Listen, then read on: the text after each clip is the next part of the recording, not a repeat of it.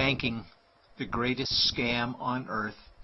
Thomas Jefferson said, "I believe that banking institutions are more dangerous to our liberties than standing armies. If the American people ever allow private banks to control the issue of their currency, the banks will deprive the people of all property until their children wake up homeless on the continent their fathers conquered." Jefferson's warning is already here. 40 million Americans are living on food stamps. Millions more are now homeless, living in tents, all because of one institution, the Federal Reserve System. The Federal Reserve is a group of private bankers who have stolen the money creation process from the American people. Most people still believe the Fed is an agency of the government working in our best interests. It is not. There is no greater form of evil in the world today, so let's explore the banking scam. None of us have ever been taught anything about money. The reason is to prevent us from learning the truth that money is a trick and money is a trap. When solving any crime, there's a universal truth: follow the money, but with the banking scam, follow it backwards. Where does money come from? The world's money supply is always growing. Where does all the new money keep coming from? Money comes from privately controlled global banks like the Federal Reserve System. They create money every day, which increases the world's money supply. Because all banks are either owned or controlled by private bankers, the real question is, how do private bankers create new money? And the answer is they create it out of thin air. Bankers create money out of nothing. They make it up. It is a fiction. Wow. Godlike power to create something of value out of nothing. A stroke of a keyboard and money is created. In fact, only 3% of the world's money is even in the form of bills and coins, which means 97% of all money in the world is just numbers typed on a computer screen. This is part one of the banking scam. Money is created out of nothing. The second part of the scam is this phony money is issued as debt. What is debt exactly? Well, when you consider we work our whole lives to pay it off, you could say debt is slavery. But whose debt is this phony money? It's our debt, all of it.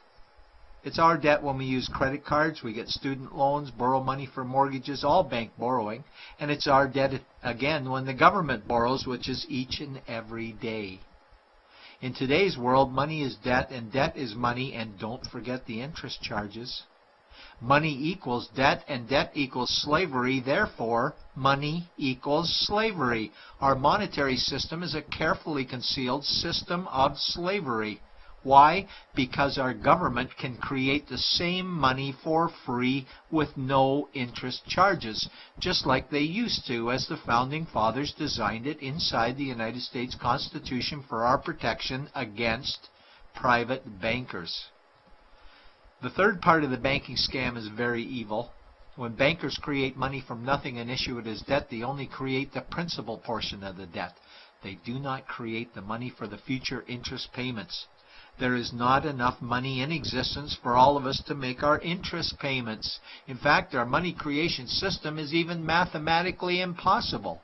Money issued by the banks, principal debt, does not equal the money demanded back to the banks, principal plus interest. We are forced to play a game of musical chairs to see who can make their debt repayments. This guarantees a world of bankruptcy, competition, and scarcity of money. For example, we go to the bank to borrow money for a house, let's say $100,000. The moment we sign the loan document, the bank creates the money out of thin air. A $100,000 debit gets registered for us and a $100,000 secured credit for them. Then one of two things happens. Either we give the bank 30 years of labor making house payments totaling $300,000 for the original $100,000 we borrowed, or the bank takes our house. The bankers get either our labor for life or our house, and often they get both, all from money created out of thin air and issued as debt, for money made out of nothing. This is why all the bankers end up with all the assets. The fourth part of the banking scam is inflation. People think inflation is prices and costs increase. A better answer might be the value of our money always goes down. Inflation is created every time the central banks print money, which is every day. Where does all this new money get its value? The answer is it steals its value from the existing money supply, where our savings are.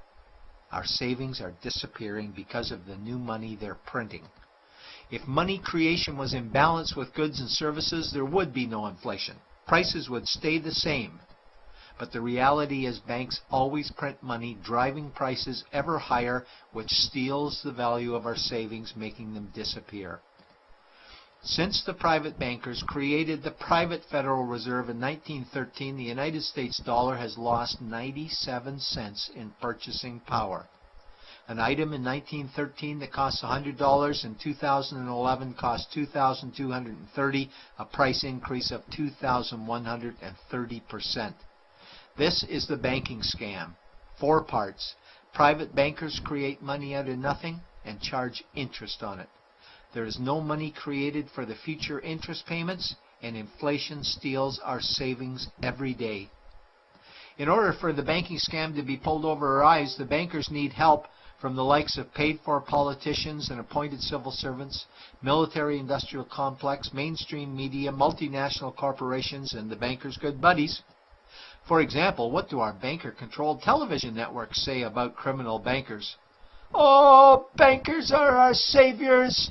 Chairman is man of the year. He saved the world. Bankers really do deserve their bonuses. They're so smart." And what do our banker-owned G20 politicians say we need to do? That we must save our banking system, and now we need austerity measures, like increasing existing taxes and bringing in new taxes, cutting our social programs, including education and health care, stealing from our pension plans while increasing the retirement age, keeping us working for more years at lower wages while placing our children and grandchildren in debt and servitude for their future lives. We are being lied to that we must go deeper in debt for bailouts, stimulus packages, quantitative easing, saving the too big to fail banks, credit easing, currency interventions, all names that mean the same thing, more debt to us. Is it not strange that the solution to too much debt is always more debt to us? And where is all this money going? It's going to the banks and to the bankers. They are stealing our money right now. 0.1% of the world's population owns 2/3 of the world's wealth. This means that 99.99% of the world's population own less than 1/3 of the wealth, a decreasing amount because these guys are stealing it. We desperately need to wake up to the banking scam. It is time for change.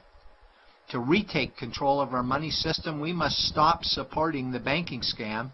Lincoln said the government should create all the currency and credit needed to satisfy the spending power of government and the buying power of consumers. Money will cease to be master and will then become servant of humanity. And Jefferson said the issuing power of money should be taken from the banks and restored to the people to whom it properly belongs. It's a pyramid scheme.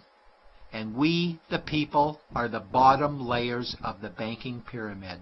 Without our support, the banking scam collapses. We have to do it ourselves. Wake up, get active, wake others. Remove our money from the bank. Buy gold and silver coins. Get out of debt. Rip up your credit cards. These actions will bring down the banking scam. Only vote for politicians who support debt-free money, or run for office yourself, and turn off mainstream media to search for the truth while you still can. And support every effort to end the Federal Reserve System and all the privately owned central banks. Let's bring these criminals to justice to get our money and our countries back before it's too late.